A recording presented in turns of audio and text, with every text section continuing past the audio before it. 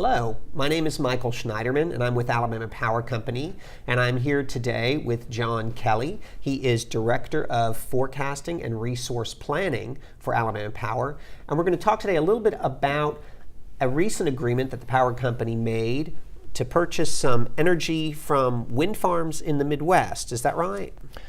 Yes, Michael. The Alabama Public Service Commission recently approved an agreement between Alabama Power and the Buffalo Dunes Wind Project, which is located in Kansas. And this agreement will allow Alabama Power to purchase up to 202 megawatts of electricity in addition to the associated renewable energy credits, or RECs, associated with that wind farm. And this is not the first deal involving wind farms in the Midwest, is that right?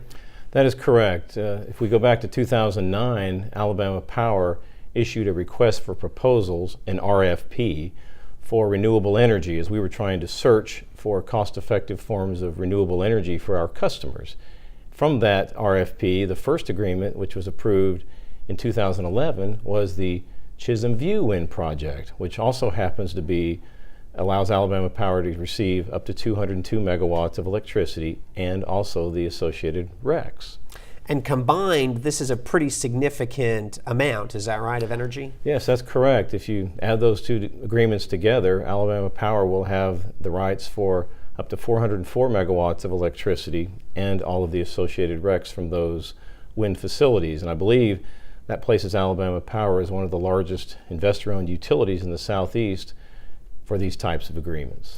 And just so people understand, 404 megawatts, how does that translate into an amount of energy? How many customers would that serve?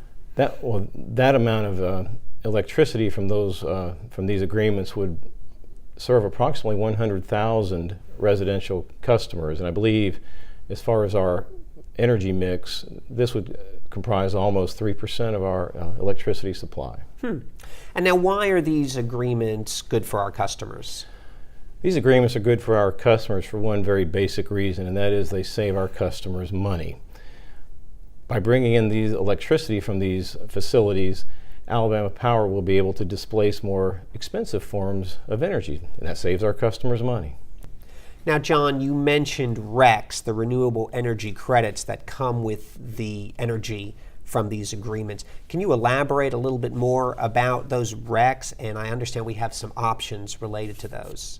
That's correct. These agreements, in addition to the electricity, we have the rights to these RECs, as I refer to them. And these RECs allow us to either keep the renewable attributes associated with the agreements. We can use them to comply with some sort of renewable mandate or a clean energy standard, or we have the option of selling those RECs in the market, receiving money for those RECs, again, to the benefit of our customers. And there's some other benefits as well, I think, as far as the diversity of our fuels. Yes, Alabama Power has historically had a diverse fuel supply. We have coal and natural gas and nuclear, and for many years, hydro. That's one of the first fuels used in Alabama Power was a renewable fuel in the form of hydro. Now we have another form of electricity, and it's always good to diversify your fuel supply. As the old saying goes, it's good not to put all of your eggs in one basket. And I know, of course, these environmental attributes that you talk about, there is an environmental benefit for this as well. Can you elaborate a little on that? Yes. As you might be aware, the Environmental Protection Agency has been increasingly regulating coal in particular, and natural gas also, with emissions regulations and other things.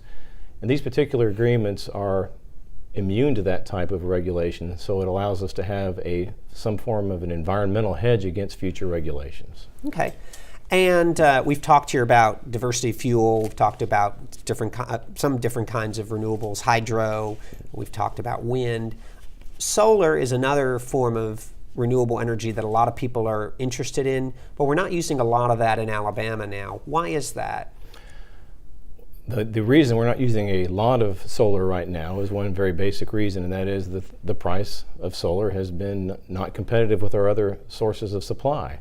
Now, we do have some solar. Some of our customers have installed some solar panels, and we purchase that electricity and we pay our customers for what it's worth to us. We are continuing to do research on additional solar applications, and we are looking for large utility scale type solar applications to see if we can find the right price point that is, as I go back to my main premise, cost effective for our customers. Okay. And let's talk a little bit about renewables in general. It is true that some states are using more renewables overall than Alabama is at this time. Why is that?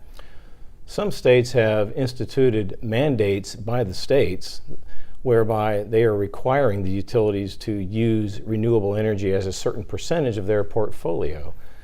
That has the consequence of raising the price of electricity in those jurisdictions. And we are opposed to that, any form of regulation that forces the price of electricity up artificially, because we're trying to keep our prices low and we want to keep our electricity prices competitive for the benefit of our customers.